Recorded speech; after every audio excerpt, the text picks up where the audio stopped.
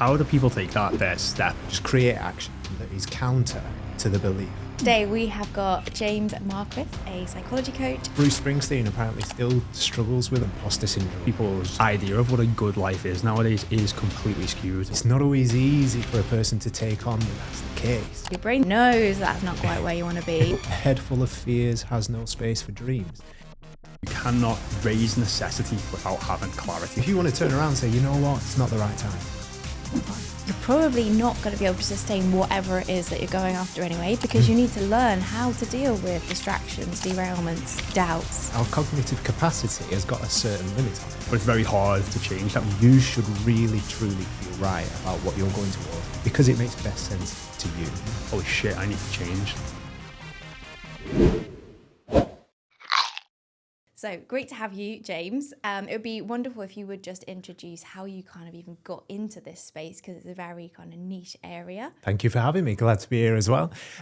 So for me, psychology, I did from university. Did it because I enjoyed it when I was doing the degree, and then went into working in mental health residential homes, got a role within the NHS. It was just meant to be. From there, I realised how much it must have been something that I was inclined towards, but also had a really good mind for. So working with people, I think it was all my training working in pubs, just chatting to people over the bar and hearing everybody's stories and just having the good time interacting with people.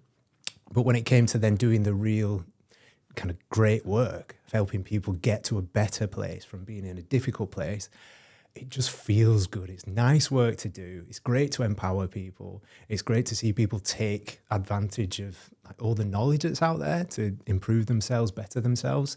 But that's where I got further into the work and why I end up here today. Amazing. So at the moment, you obviously work with corporate clients and individuals through a broad range of mental health struggles, or even just, trying to progress in life. Is that right? Absolutely, yeah. Yeah, and from any other end of the spectrum as well. So when there's difficulties and things have gotten really testing, or when people are wanting to up their game or develop their corporate capability, confidence, performance, all of that side of things, to me, that's like the most exciting work. That's where the energy really starts to flow and you see people really get enlivened by the things they're looking to do. But mostly it's people when it gets difficult enough. Yeah. That's when they come for help. And what is like a typical client? And I know it's a broad question, but like who is a typical client and what are the typical problems that they're facing? Yeah, and what I'd say is there is no typical. There is no typical. No. I mean, the wide and wonderful world that is humans is very varied. And I've worked with people from 4 years old to 64 years old. Wow. And with a variety of backgrounds, whether it's been things that happen in childhood, whether it's just something happened last year, or whether it's a bit of depression, or whether it was something that someone struggled with once and now they really want to see how they can overcome that, because there's great podcasts around, there are great YouTubes, there are plenty of influencers in the personal development space, and it's great. So sometimes people get wind of this and just want to see what they can do for themselves. Yeah. Or sometimes there's been a whole load of stuff that's really impacted a person, and that takes quite a lot of work on the more psychological side. Yeah. It's something you've touched on there, which I think is really key, and why we wanted to get you on today is there is so much more awareness now of how psychological concepts or mindset work actually can be a very relatable and doable thing in your life. It's not this woo-woo thing like you have to go and see a therapist or, it is a lot more accessible. And I think people are a lot more open to maybe trying out some thought experiments or like challenging some thoughts around certain things.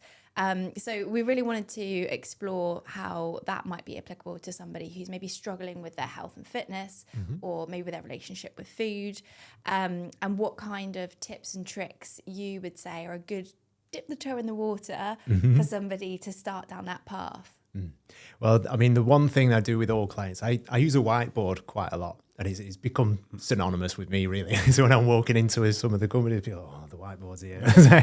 Because a lot of great work goes out onto it. But I found early on that it was just the best way to start out working with a person or helping a person work with themselves and their situation, was to just get it all out, see it visible on the board first. And what is it that you're trying to get out?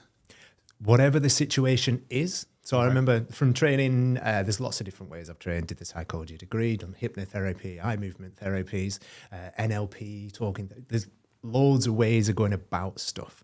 But some of the best that I came across were the basics in NLP and in coaching strategies.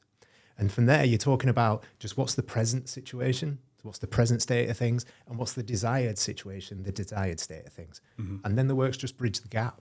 And so the same thing I recommend to anybody is that, get it set out. Where are you at? How do you feel about your situation as a whole, whether that's your work-life balance or whether it's your relationship with your body and with exercise? Just get a capture of what the present state of things is as you experience it, and then set out how you would like it to be. And as much as possible, really delve into what I want, how I would like it to be, what my ideal would be. The more we can create that and get a bit of good energy about it as well, then it's about, okay, bridge the gap. Yeah, that sounds very much what we do with clients on that first call, isn't it? It's understanding where you are now and what's your trigger to change, and then also what is that ultimate goal? Like, what does it look like? What does it feel like? What's your family look like? What's your day-to-day life look like? How do you feel when you wake up in the morning? Really embody where you want to get to. Absolutely. It makes a huge difference to tap into it. And because if there's been a struggle for an extended period of time, it's often that our relationship with exercise or our relationship with our belief in our capability to change can get a little bit stagnant, can get a little bit stuck in the mud. That's a big word that I like to go on, which is belief. Because beliefs are very powerful. And I would say a lot of people have fixed beliefs without realizing, or a fixed mindset around lots of different parts of their life. And it can be very difficult to change them. And often I've seen a lot with clients is that their beliefs don't actually change until the evidence shows them otherwise. So like say they've struggled to lose weight for their whole lives. It's not until they actually start consistently losing weight and see that the education that they're getting and the fact that you've got evidence to show them that they can lose weight, their beliefs start to change. But it's very hard. Typically, if you're so speaking to someone and you can see they've got very fixed beliefs around something that's holding them back, to just, you even in a conversation, be able to change that. Maybe you can drop a couple of nuggets that can help start, challenge that belief. But yeah, like how do you deal with people who tend to have a very fixed mindset or fixed beliefs around certain things? Yeah, well, it's what you've already recognized for sure, that we've got to find the evidence that will turn that around, the evidence that will create the switch. And sometimes we're looking to shift the thought first. So how can we recognize the limiting belief, recognize the belief that we're running with that's a little bit in our path that might be working against us?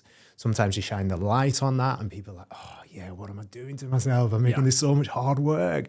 So then we can start to say, okay, well, what is a more useful, more beneficial, self-serving belief that will get you more towards where you want to be? So sometimes we can just bring the spotlight and people are like, makes complete sense, and they literally, you see them open up, like the brakes are off, that handbrake's been released, and then they can just go. So sometimes we work with beliefs by recognizing the thought structure of them, but then other times, as you mentioned, it's not always easy for a person to take on that that's the case, and sometimes it is about just create action that is counter to the belief. Until the action creates the evidence can show the person, and then that can be challenged and turned around. Because it's almost undeniable at that point.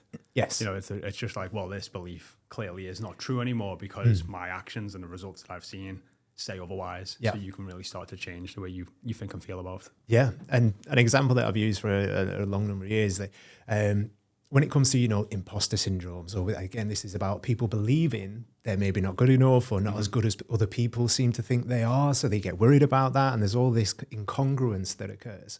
But Bruce Springsteen apparently still struggles with a lot of pre-stage nerves, but to the extent where he might be literally physically sick before a show. Wow. And he's like, Bruce, you've done a great job. You've gotten there, right? Decades of doing all right. A number of albums, sold a few. You're kind of worldwide. So Bruce, you've done it. You are not an imposter. You are a very capable performer, and everyone appreciates your contribution to music. So there's a lot of evidence and information. But still within him, he has this certain resistance internally, which, I'd love to be able to sit down with Bruce. Bruce, if you're listening, give me a call. But as much as he can overcome that and has done for years and years and years. So this is what we're saying about there can be a long-term thing that just sits in the road.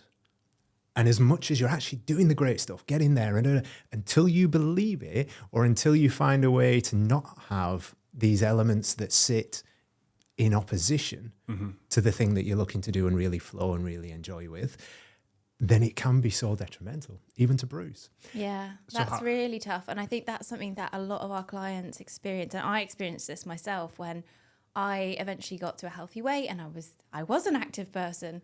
I still had I feel like the big one. I feel like I don't look nice in my clothes. I always was nervous about what I was going to look like in a picture, or was the weight just suddenly going to come back? Didn't believe that this was actually me now.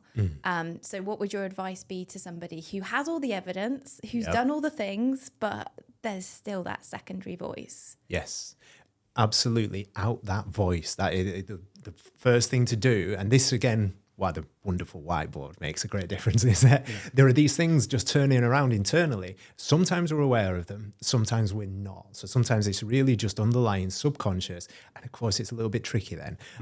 That there are ways to work with that, but it all gets a little bit kind of technical. And you just, when you need it, do the extra stuff. The majority of people can get a check on these things in a much more simple, much more accessible way. So what's best to do is to write down and really capture what those beliefs are. Even if they're not altogether too negative, even if they're just a little bit kind of, oh, that's a little bit of the way I used to think about it. It's just an old way of thinking. I don't have that big a problem. It will still be acting as a certain level of handbrake. It'll just be kind of, you're driving, you've half released it, but it's just creating some level of lag and drag. So when we get those beliefs down on the board, you see what you're literally running inside your mind, the thoughts, what we're saying to ourselves, what the instructions are, the way I'm saying, yeah, I might be fit now, but give me 3 months and I'll be right back to how I was for 10 years. If we're saying that to ourselves, we're kind of making progress and then taking ourselves down a peg, making that progress and then stepping it back 3 years. And we can hop into and out of these different thoughts, but it's about the balance in the end. How much time do we spend believing that, you know what, I'm there? Yeah. Without that being challenged and just actually thinking, yeah, I'm there. Or how often do we like, yeah, you know what, I'm getting there. But and you spend the next hour actually pulling down all the good work you've done. We've got to get the shift. So see it clear on the board, and we've got to be able to pay attention to stopping some of that. Do you think most people are I remember I used to be a big advocate of following Gary Vee, and I learned a lot from him when I was young, sort of teenage lad. And a big thing that he kept going on about, and it definitely helped me, was just self-awareness. He used to say, like, if I could give anyone a pill, it'd be a pill to become self-aware. So you would actually act in alignment with what you want and the values that you embody, instead of chasing the job that gives you more money, but then gives you more pressure and you hate your job. I mean, you've got all these bills to have a car and a house to impress people you don't care about. And it's all of these, and it's like, you know, just a complete construct of actually just not being aware and chasing things that you don't want. And I had a lot of alone time just thinking about just being self-aware or trying to become self-aware. But I would say most people that I speak to are just not self-aware. And even just to say to them to like sit down and write down your beliefs, I don't even think a lot of people know what their values or beliefs are. So that's like an extremely like difficult exercise to do. And that's why I think like counseling and going to therapy and stuff can be so powerful, because people then can actually realize maybe what their value structure is. Just off conversation, they can actually someone else can start to identify, do you see the way you value this, this, and this? And you see the way you've got beliefs that are here, here, and here. And then once you've kind of got more of that framework, it allows you to take more proactive steps. Yeah, absolutely. And I think, you know, any of the supported therapeutic work, like working with someone as a person who's right there with you, it has such a power. But then also some people either aren't comfortable with that, don't think they need that, can't afford that, whatever. There are so many useful strategic processes that are online, again, like through YouTube. There are lots of things you can find, lots of ways that you can access. Just ChatGPT's out there. Just how do I uncover some of my self-defeating beliefs? About getting curious. Get curious first. And there are loads of prompts and strategies that will help just kind of like start your journey with that. But then when you really want to take it over and really get the big shift on it, working with someone, having someone call you out, having that accountability that comes from working with somebody else, it makes the hugest difference. So it's just worth investing in that shift in yourself. Yeah, I think journaling or reflection, like whether it's on the whiteboard or on a piece of paper, like you said, is a really good first step. And having those prompts to just ask the right questions and just give yourself the time, like go for a walk and reflect on what you've written down. Because sometimes once you plant that seed, you actively have to do anything about it, because your brain's super smart, right? It sees what was on that paper and it knows that's not quite where you want to be. And some magic happens and next time it's slightly different. So I think a lot of the time it's a bit off-putting to think, oh, I'm going to do this deep inner work. Oh, I don't really want to do that. But actually it can be that simple of just write it down, go for a walk. Yes. Yeah. And the thing I'd say is, and this is, I get people asking me, how do you do your job? And it sounds like it must be, it is so uplifting. The majority of the time it is so uplifting. And the same, like if there's ever these thoughts, oh, I don't want to do the inner work, the deep work, and working with what's actually going on under the hood. It's not as scary as you think most of the time. When it starts to free up and create a little bit of a shift, it's just the enlivening and energy that comes back to people when you unlock some of that stuff, the freedom that arises, because the handbrake's off. Same thing as saying again, that when that opens up, the ability to roll, the ability to flow is amazing then. And when you see people unlocked, it just, you can I think see that's it. something that a lot of our clients would resonate with, is they live a life where they're constantly feeling boxed in by their decisions, or am I going to mess this up? Or should I have that to eat? Or should I have this to eat? Or am I going to hit my goals? And then when they realize how easy it can be, they find this whole new headspace that they can use for other things. Like they're more vibrant with their family. They're more active at work. There's just so much more of them. Yes, yeah. A quote I saw, and this is years back, the screenshot I've got on my phone, it's so old. But it was just a little meme that popped up on Facebook years ago, but it's just, a head full of fears has no space for dreams.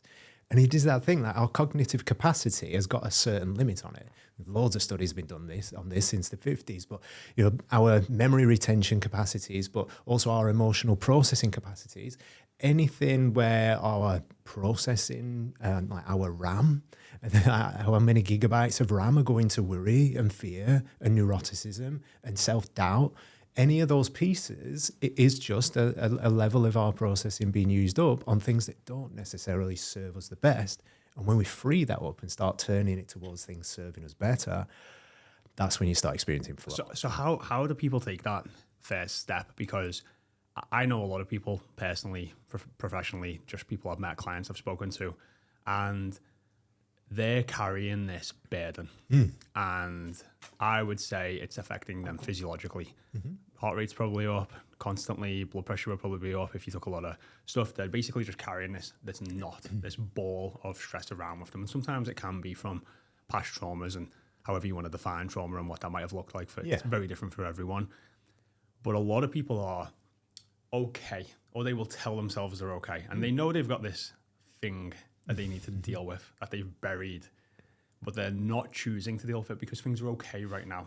Even though subconsciously and physiologically it's maybe actually affecting them on a very big level.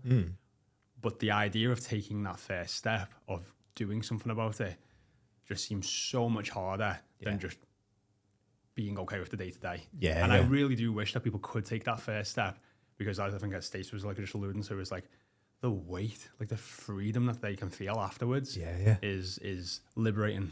Yep, for sure. And, first it is having the inclination, is having the one. Because like you say, every time you said okay, there was a second word that jumped onto it in my head. It was like, okay, enough. I'm okay enough. It's not bad enough. So I'm okay enough. But it's all very much settling for things just being enough.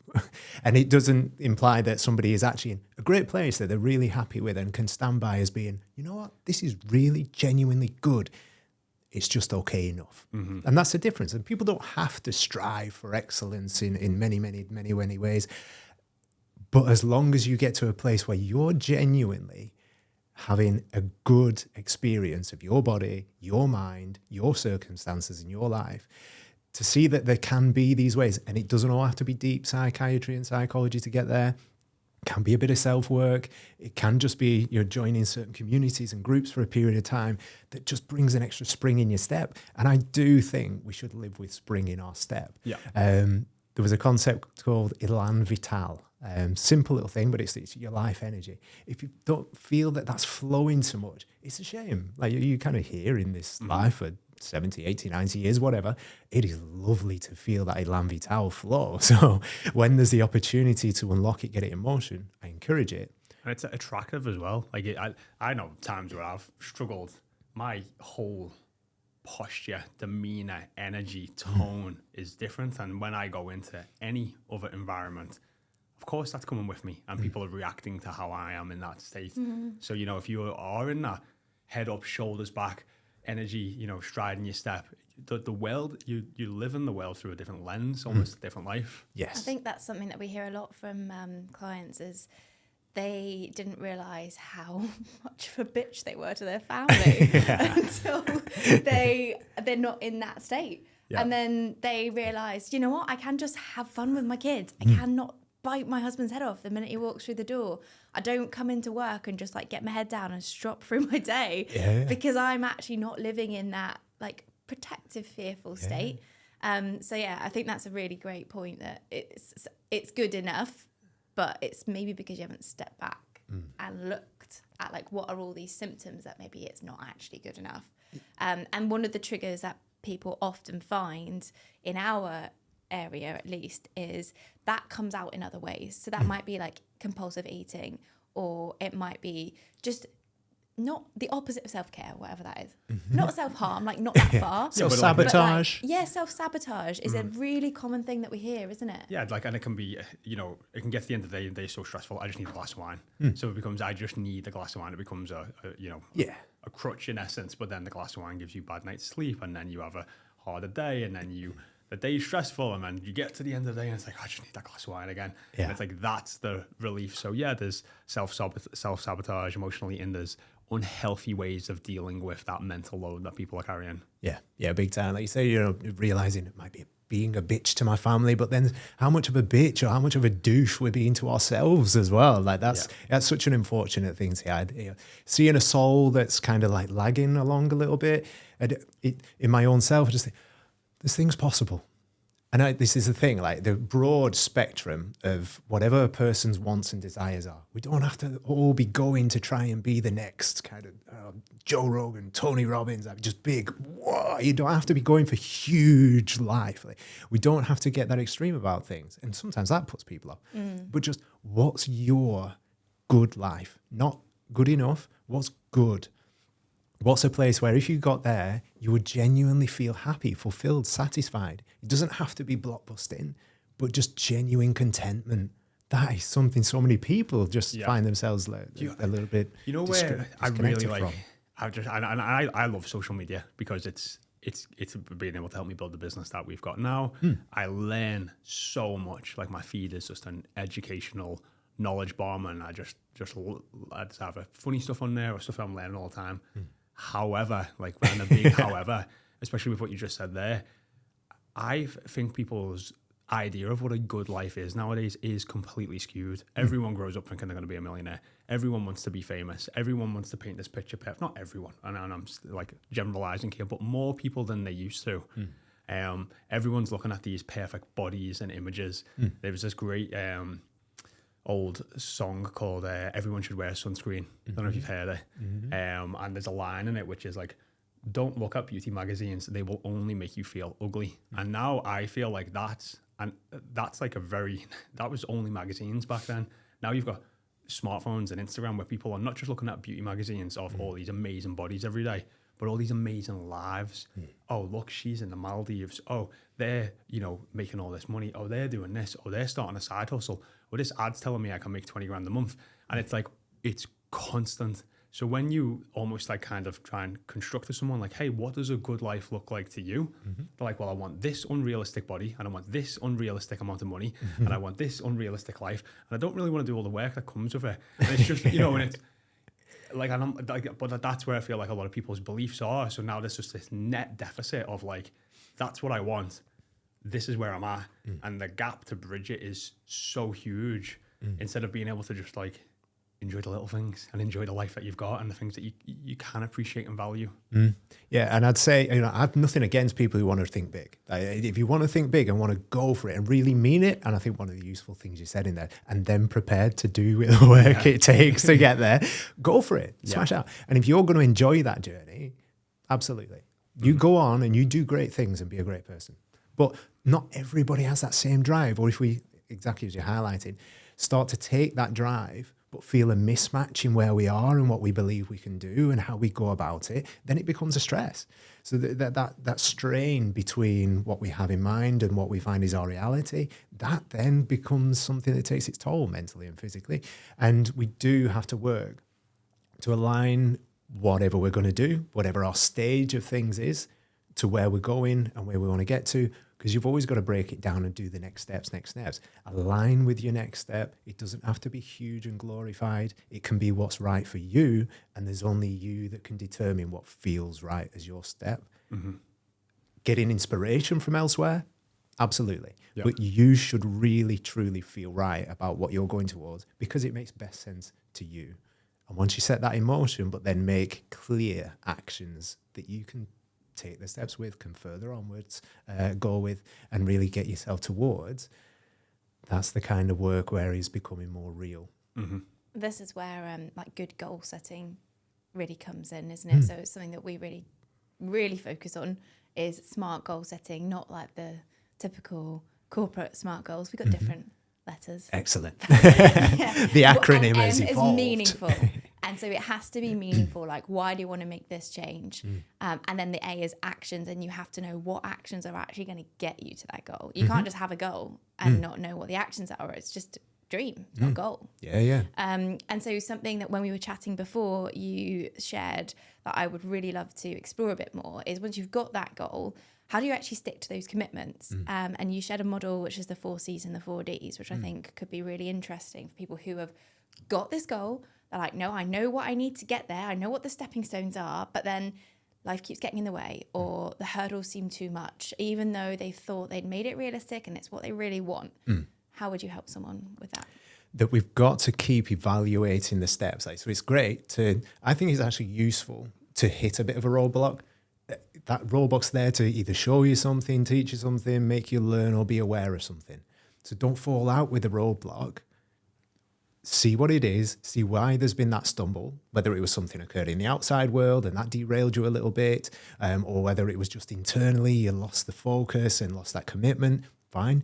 But look at what it was that was the stumbling block and learn more about that, because when you can attend to that, then you start to transcend that, and then you can go forward and go beyond that. The 4 C's and the 4 D's is very much something like you've worked with the SMART acronym and turned it into your own thing. Good. Evolution's evolution. I like it. But the 4 C's and the 4 D's came from a few different pieces that I came across over the years. One was a book, I think the author was like Ruth Baczynski, if I remember right. But it was Minding the Body, Mending the Mind. And it was a lovely little book, really, really brilliant little book to help people just pay a bit more attention and get more in tune with themselves. But there was a little piece in that fed into what the 4 C's and 4 D's became. So the C's are clarity, and then we want to come through to control, being very particular to say that we don't need to control the world and be a controlling person. We want to be able to take control of all the elements required. Control the controllables. Yes, yeah. Absolutely. Yeah. There's so much that you can't control, but it's something very empowering about controlling what you can. Yes. Yeah. And when you start taking control of what you can, the energy starts to come with confidence. That. Momentum starts to pick up. It's a beautiful thing. So having the clarity first, where you're going to head to, what you really mean and where you want to go, but then being really real about taking control of the variables, seeing them as clearly and as fully awarely as you can. Then it comes to challenge. And I know from talking to you guys over the past weeks and from what we've been saying today already, this sense of challenge, it's that thing, you want to get the energy that empowers you for it. You want that drive to come alive inside you. So you've got this thing of that goal. It's not a slog that I'm going to have to do because, well, I saw this picture on Instagram, as you were saying, and comparison being the thief of all joy. So now I've got to do something to try. No, we want to be switched on for the thing that we're aiming at. We want to really mean that we want it, not have to do it, should do it, maybe I need to. No, we want to get into this space where I'm up for this. I want this. I'm tuned in. This is everything I want to go at. And then commitment is the final C, because it is so required. I won't break down all the D's just off initially. We can do if you want to, but the D's are all about kind of getting derailed, distracted, having doubt, all sorts of things that will just scupper. Derail a goal. All that stuff will get in the way. That happens. It does. Absolutely, and actually it something does. we say a lot Keep is going. if you don't have any of those D's, you're probably not going to be able to sustain whatever it is that you're going after anyway, because you need to learn how to deal with distractions, derailments, doubts. And if you don't have those D's, you're actually almost missing out, because learning how to deal with those helps you grow, helps you be more resilient, helps you be able to take on whatever the next life challenge is. Sorry to interrupt. Just a quick ask. If you are enjoying this podcast, we do ask if you would go and hit that subscribe button, because our goal is to be able to help all of you guys become body smart. And the way we can do that is by getting better guests on, more experts. And the bigger this podcast gets, the more guests we can get on. I was about to say, it's life, isn't it? These are just life. We're not getting away from any of those sort of challenges that come from. But yeah, definitely we agree on clarity. I actually I read High Performance Habits quite a few years ago, and I had done the planner in there as well. And a huge thing he focuses on is clarity. And it's like one of the parts in this is like you cannot raise necessity without having clarity on exactly what it is that you want to achieve. So you need to first like fully identify like what the goal is and have complete clarity on it. And then you can start to raise the levels of necessity to achieve what you want, because you can see the importance of achieving, said goal and you get a lot more committed to taking those actions. Yeah. And getting real about how much you want it as well. Sometimes there are things that we aim towards, and then, because I have this on the whiteboard, a person starts out with an intention and a goal, and then by the time you've gotten through some of what it takes and what's required, actually their flame has waned a little. I thought I meant it, but do I really? And it's fine to hit that block. And if you want to turn around and say, you know what, it's not the right time, fine, okay, just sit with that, make sure it's not the right time. You choose what you got to do. No one's going to force you. Or if someone is forcing you, it's probably not going to last anyway. If you feel like you're forcing yourself, there's something working against internally, or there's something misaligned. That's going to be a hard slog, potentially not all that enjoyable, and may not come and work out. But if we can find that way of seeing it as clearly as possible, seeing that you do mean it and you're up for it, well, then things become a lot more open and the game is on. How do we... Because a lot of just what I'm thinking of when I'm hearing you, I'm trying to think of clients and problems that they face. Like a lot of people are getting to that point of like they do mean it, but they do mean it because they're like at rock bottom, or they're like enough is enough. Yeah. And it's such a shame that it takes like that level of pain to then ultimately drive action. And like, don't get me wrong, I've been in that situation many times in my own life. But like, I just wish there was a formula sometimes that people could be like, hey, like, just not to get to rock bottom, you know what I mean? Just to be like, to just Early intervention. Early intervention, like, pretty much, and also that you to realize at that point, like, this needs to change. Like, if you don't raise that level of necessity to make this change, like, it's going to get worse. And like, rock bottom's a hell of a lot worse to be than 20-30% above that. But it's human, isn't it? It's like that just okay enough is known and it's kind of safe. Like, it's not that bad. So it's human to be like, well, just stay here. I'm not dead. It's okay. Path of least resistance. Well, I make it hard for myself. Yeah. And it is, I mean, there must be a way. Please tell us the secret. Well, it is definitely about the awareness has got to come first. Yeah. But we had this in mental health, like, us as a team working in quite a high level of NHS care, but in the community. So people who were unwell, had a history of being unwell, a long history. This is why they got through to being in the team with such intense support. But they didn't always have the same recognition. That insight, when that's not there, when the insight's not there, there's not much you can force.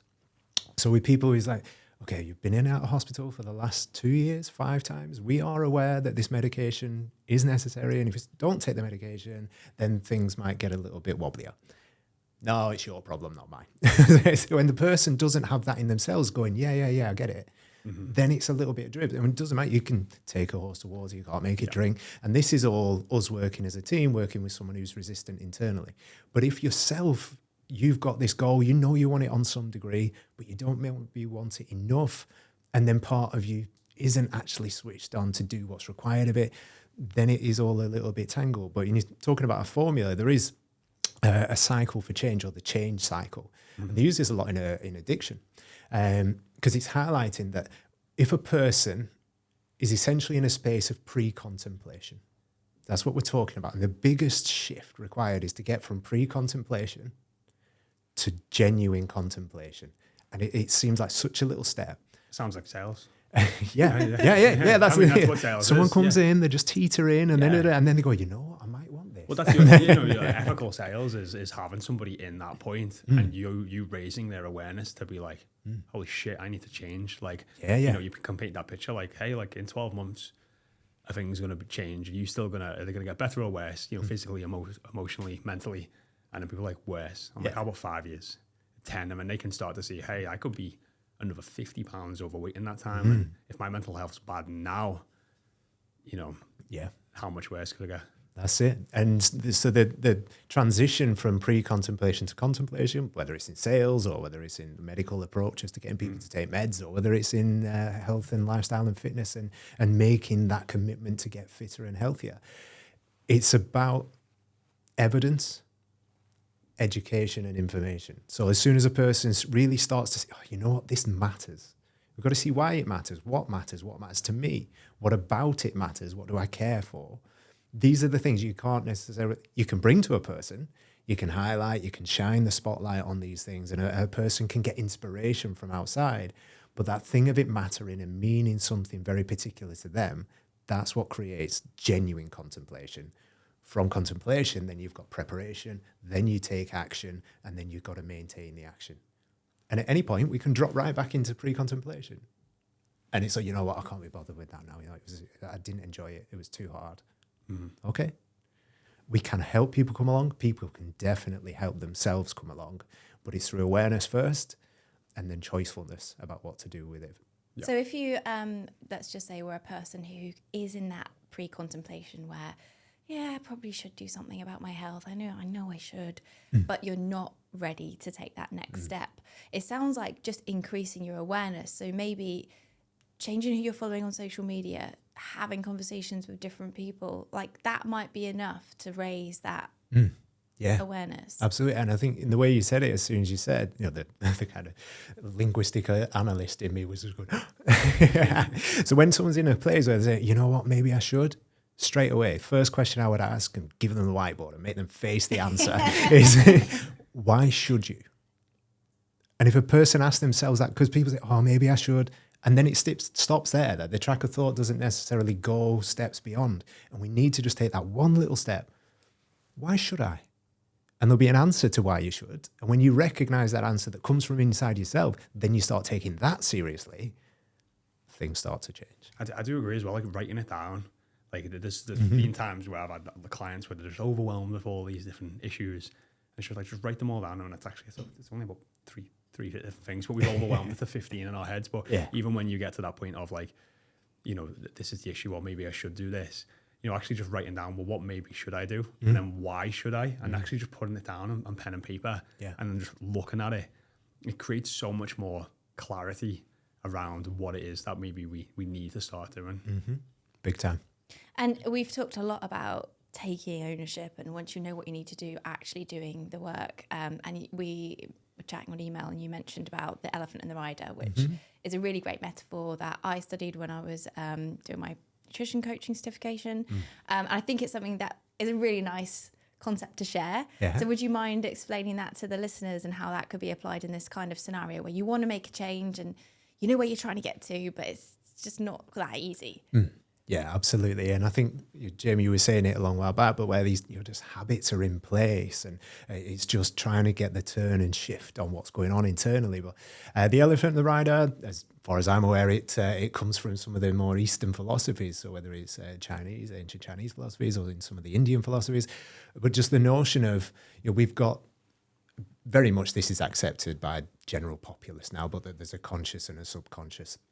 And that if we see the subconscious, all our programmed information, all our beliefs about ourselves, all the things that we do as habits, if we see that that's the programmed kind of beast underlying that's the elephant. The elephant has had instruction, has been trained a certain way, come to operate a certain way, and that's what the elephant does. And the elephant's job is to keep things as consistent as possible and just keep going with what it's been instructed to do.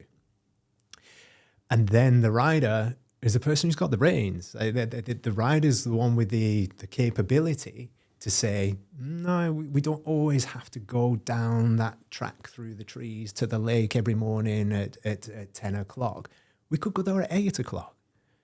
And then we could get there, do that. And then after that, we could do this. We can change our sleep habits, our eating habits, our exercise habits. We can change so many things of what becomes routine and programmed. But we've got to take the reins internally to change what would otherwise occur. Because the habits that are set in that are enjoyable, even if they don't serve us so much. So they think, oh, I'll go to McDonald's on every Friday night. That's what I do. Or I have a certain amount of pints on a Saturday or a Sunday, and that's what I do. And when those habits sit in contrast with what your goals are, we've got to be able to take the reins and redirect the elephant. But neurologically, it's there in the same way. The thing I really loved about this metaphor is elephants are really big and really stubborn. Yeah, and, strong. Try and just push an elephant out the way and tell it what to do. It ain't that easy. Uh-huh. And so it really rang true for me, where this is how people feel when I want to make this change, but I've got this bloody big elephant that won't do what I'm telling it to do. Yeah. So how do you crack the whip? Well, that's when you start getting the carrots out, right? Because cracking the whip, no. The elephant doesn't like cracking the whip. Or you might get something out of the elephant of that, but you're beating it to make it. Yeah, it's never the most conducive relationship. And it's one of the beautiful things about the metaphor that it very much matters how the rider, how your own conscious cognitive thinking, how you treat your own internal self and your elephant. Because if you're kind of abrasive and abusive to it and trying to make it do stuff, it'll resist you. But if you can turn that around and create the right draw, finding the right meaning, finding the right perspective of what you would like things to be like, that's then the carrot instead of the stick. And that's the way to do it. How do we work with the elephant? How do we invite it towards things? We've got to create that the thing we're looking for it to do is actually good for us and good for it. Even if it's you're not getting the taste sensation on a Friday evening and you're making yourself be a bit more disciplined, but you have to see that, but I will feel better. I will be better off physically, mentally, maybe financially. If I change these habits towards the good will be better for me than that Big Mac. These things are so important. But yeah, and I wanted to just try and say on the neuroanatomy that comes with the elephant and the rider is there. So the concepts have been around thousands of years. But to see the prefrontal cortex, where a lot of willpower is seated, our conscious decision-making that comes at quite a high energy output, really. It's the first thing to go when we're stressed. It's the first things to go when we're hypervigilant or if we're depleted. That prefrontal capacity to make choices, to determine where we're going to go, the stuff that sits... Yeah, you default. Yeah. Absolutely. So when you lose that through being excessively stressed, through being in a place where you just don't have the space and the resources to choose cleanly, that rider just gets taken out. And the elephant just goes back to the same old track down to the lake because that's what it knows to do. Yes. That would be why having your elephant, I guess, if that's the metaphor that we're using, in where your default is healthy, you have healthy non-negotiables that you just do. So even when times do get hard or stressful, your baseline is very high. That's kind of how I see it, because I will do crazy hours and work hours sometimes, but still I have non-negotiables about exercise and how I eat and how I drink. It's just my autopilot. So that never gets taken. So when things are highly stressed, I'm just still in autopilot, but keeping things in a healthier way, versus what I see with a lot of other people is when things then get really stressful, whether that's, and it can be some of the worst things that can happen to us sometimes, their default goes into this just pit of, emotion and just recklessness and self-sabotage, because that's how they're sort of dealing with it, and they've got no bandwidth to almost deal with the issues that are going on. Yeah, and what you talk about your non-negotiables, they took some training in. Yeah. They took choosing, they took sticking to the point where you found that, you know what, these are right for me, these are worth keeping as non-negotiables. Take some discipline. There's no doubt about it, and it's a useful thing to have a good relationship with commitment and discipline, instead of feeling like it's a bad thing and I don't want to do it. When we get on track with commitment, get on track with discipline, we just become a powerful thing. Because a lot of people think like, oh, eating healthy and exercising all the time, like, oh, that must be really hard, and you're really disciplined to do all that all the time. And it's like, in the beginning, yes, but over time, you just get so used to feeling so good off doing that. It's like, well, what? Like, I still want to enjoy some of those foods from time to time and take a bit of time off, but like, my baseline feeling that good is just worth so much more than those other decisions. So no, it's not a hard decision to make. It's almost like a necessary one. Yeah. And I would say I'm in a transition phase and experiencing the shift from alcohol. I have had some wonderful times with friends, socially lubricated, alcohol being a very enjoyable thing. And it just doesn't work the same in my life anymore. It gets in the way a bit too much. It tires me out a little bit too much. It knocks me off track. I'm not as clear. I'm not as focused, all those things. And it's such a shame because, I like enjoying and coming alive in social situations. And it helped that. Yeah. But there are just too many layers where it started to work against. You're talking to my soul here. This is just like a battle I have faced in my mind for years about going sober or not. And it's very similar to exactly what you're saying. Yeah. And we're all going to end up in... at the moment for you then, James, that you're going to be teetotal or... No, it's not. It's that I'm being very choiceful about where I choose to. Like, so if I'm going to a festival or going to like a music gig or there's a certain group of friends, and let's cast off the shackles and have a good time or whatever. But I'm much more just in a regular place with that now. And we're all going to end up in man hugs and like supporting each other. Like, let's all do this. But my alcohol is someone else's sugar. Or is somebody else's different type of food or addiction or whatever kind of dependency. I never really had a problem with food itself myself, but I understand a lot of things because I've done things, little diets or I had challenges at certain points in my life where I was to put your meat completely aside or have a look at this keto diet and how does that work? Didn't work for my body, that one, but it's great for other people. But also just really cutting out sugar and processed foods for a period of time. There was a month where I just had to change everything. And it's only when you come back afterwards that you see, oh my God, like the way that what used to be my norm, what used to feel right and normal, now I can see just how much that impedes me, how much it puts me on the back foot, and how much I am better off for getting on top of. But I absolutely agree with what you're saying, Jamie, that it takes effort in the first instance. But once you've got it dialed in, once it becomes your norm, once your baselines change, you start to love it. I mean, if my mum ever listens to this, I love a raw carrot. I'm shaming it myself now. If any of my friends from when I was young here. Did your mum used to try and feed you raw carrots and you refused? Or? No, just any carrot in a food, cooked, anything. No, I would stay well away from that. I was such a fussy eater as a child. I've gone through many stages and transitions, but now it's from stripping everything right back. Genuine, I find a carrot sweet and lovely, and when I have something like a tiramisu or a vanilla slice or something, which is wonderful, and so once I've gotten halfway through, I start to go, whoa, I'm getting fizzy. Like the sugar thing going on here. Or I've certainly recognized those little sugar dips, those kind of like insulin drops afterwards, just plummet mentally and just energetically. Crazy seeing how those things work. And then foods that are just a little bit more naturally balanced or easy. I'd usually look at it and go boring. But now I'm like, it just works so well for me. Yeah. And I think that's the key, isn't it? You figure out what works, but you have to put things in perspective of if the rest of your diet is sugar and processed, carrot isn't going to taste sweet. Of course it isn't. It's going to taste pretty rank. Yeah. So that's crap. You've got to give the carrot a chance to shine. And we don't stand for taking anything out of your diet forever. We don't tell anybody any food is off limits. We actually actively encourage people to have some of those foods because otherwise it becomes that forbidden fruit. And then your brain's just like, oh, but I can't have the chocolate. I really, really, really want the chocolate. But just actually maybe having only 10% or 20% of your day made up of those foods gives the carrot the chance to shine. And then you can be like, it's actually quite nice. And we typically tend to find, like, because it's what you do the majority of the time matters, not the minority. So like with the side of nutrition, but you give people that like 80-20 balance or 90-10 balance with the nutrition.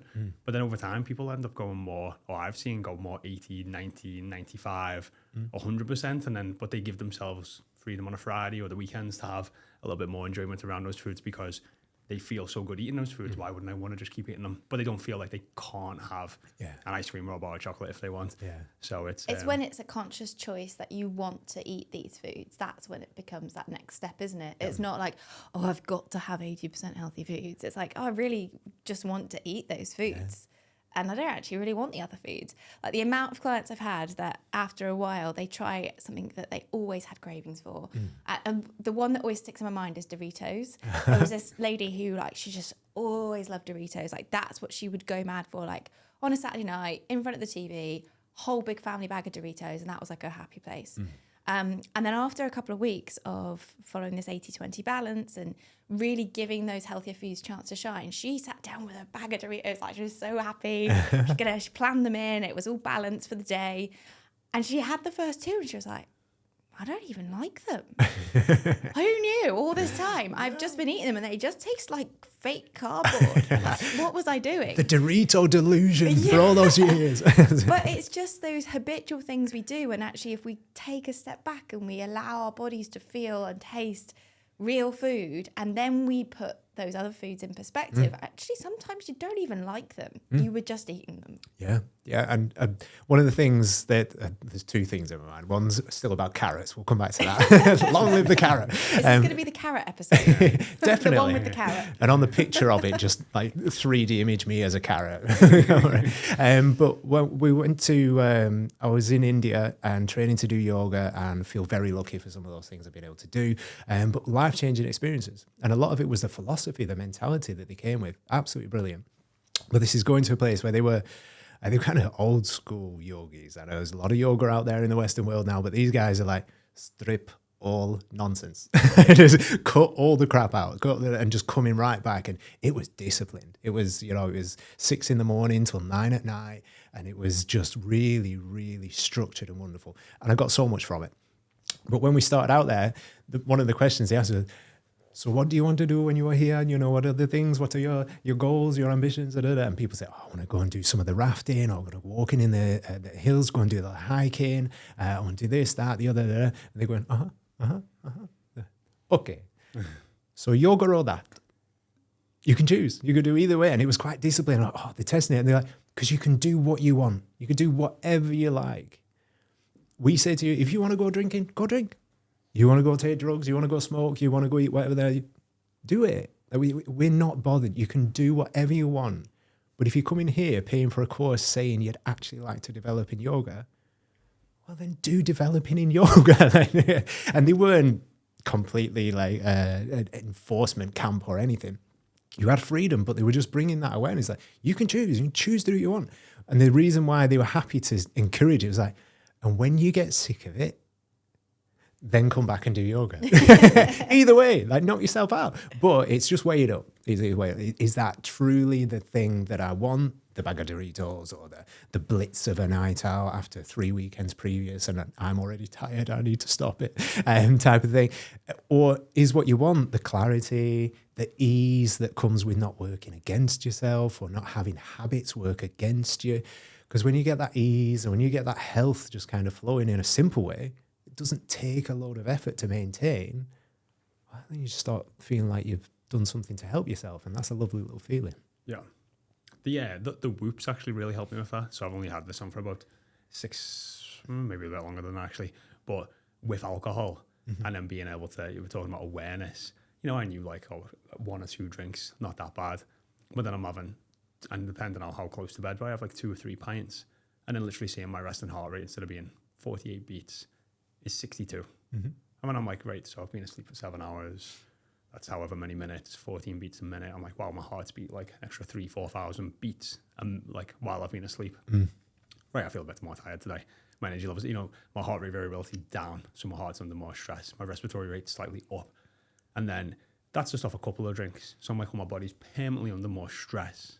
And yeah, I'm young and fit, I can deal with it, it's fine, whatever. But still, like, not as good as I could be feeling. Were those 2 or 3 drinks worth it? And then I go and have a big night out, and I get up the next day, whoop recovery 1%, respiratory rate up like 4 breaths a minute, rest and heart rate up like 25 beats a minute.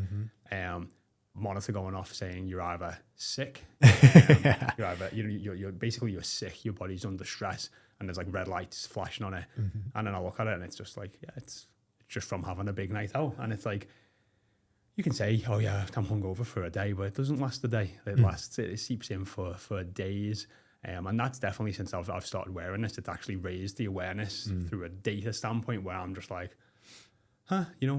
maybe those couple of drinks aren't worth it, or I just went out on Saturday and had a great day out and was out for 12 hours, but didn't drink. That's it. Yeah, it was just, I got up on Sunday and I just felt amazing. And I've come into this week and I feel amazing. And it's weird. I do really enjoy that part of my life, but the awareness that it's been able to give me is starting, allowing me to start, I guess, making more choices that align with my values. But I think the key is, though, like you said, it's the and, not the but. So I went out for a whole 12-hour day out and I had a great time. Yeah. And it's something that people often think, well, if I'm going to make a healthy change, I'm going to have to give up the good times. You know what? And I think this is just because I've become more confident as I've become older, and I'm more okay with myself. Previously, the drink is a mask for confidence. So like, oh, I can't have a dance because I don't feel comfortable dancing. I need a drink. If I've got a drink, I've got some confidence. Or I don't want to be in these situations and talk to new people because I need the confidence. And if I've got a little bit of alcohol down me, then I'm a little bit more chatty. So, being more confident in myself is now like, oh, I'm in those situations and I'm happy being with myself. Yeah. And I think that's helped almost in a positive feedback loop for that happening as well. But yeah, previously, and you hear this with a lot of people who talk about alcohol, it's like, but I need a drink or I want a drink, and it's kind of like, oh, I couldn't imagine doing anything worse than being in that situation and not having a drink. And I think that was definitely a thought process that I used to have around alcohol in that situation. But you've been able to make the shift of being able to go out and have a great time and not drink. And I think getting that awareness of whatever the healthy change is you don't strip all the fun out of your life because you take one element away. And like most things that you go to socially, you're going because you want to go with those people or you want to do that thing. And if you take one element away, that doesn't make the whole thing less fun, or it doesn't need to mean that. So your brain might tell you that, the food is the big part of going out for dinner. It's probably not. It's going out and seeing your friends and having to not cook and not clean up. And actually the food is nice, but having like a massive meal that you feel absolutely stuffed after, that isn't the thing that's fun. No. So yeah, is there anything that you would recommend for people to be able to help make that distinction of it's an and, not a but? Yeah, for me, it's alignment is what I'm hearing you guys talk about. So when you're talking about the nights out, that ability to be more aligned with just who you are, who you can be, confidence-wise. The drink doesn't have to make it happen. Or when it comes to choosing what you're doing around meals or what you're working on to kind of change any eating habits or change any exercise habits, it's about the alignment we have with the process. If there's a misalignment, if we're trying to force something that's against the grain, and again, early doors, sometimes maybe there's a little bit of kind of discipline and changing our space about it. But the more aligned we are, the more there's that switch in the language from how I'm kind of restricting myself and, how I'm doing all of this, but actually part of me is resenting it. Yeah, that happens. Like, part of us wants the sweet treat. Part of us wants the kind of the quick nugget. Part of us wants to do the thing that previously we thought was decent and it worked on a certain level, but then we recognize it doesn't work on other levels. So we just start to consider it. We get the awareness, then we start to choose differently. We want that choicefulness. As soon as we get the alignment comes, that's when the ease starts to be there and we're not fighting against a certain tide. It's like the elephant starts to go, oh yeah, maybe you're right. Because when the elephant's just going for it of its own accord, you can sit atop as the rider just going, sweet, let's go. So yeah, alignment and bringing things onto track is what makes the difference. Nice. Well, it's been an absolute pleasure, James. Thanks so much for coming in. I hope there's been lots of little nuggets, as Jamie said, for the listeners to start maybe dipping their toes in that water of making change and finding that self-awareness. It doesn't have to all be really deep, and it's not all woo-woo stuff. It's very tangible things that you can do. So if anybody wants to find out more about your work, where can they find you? jamesmarquis.co.uk is the website, but I don't know, we'll probably put some links in with the video. Yeah. Amazing. Thanks for coming in. Thank you, guys. Take care, everybody. Thanks for listening. We hope you've enjoyed today's episode. And if what we've been saying has made a lot of sense and you are ready to connect the dots with your health, fitness, and nutrition, then our life-changing Body Smart coaching is just the ticket. Head on over to the description, click the link to apply, and we cannot wait to help you change your life.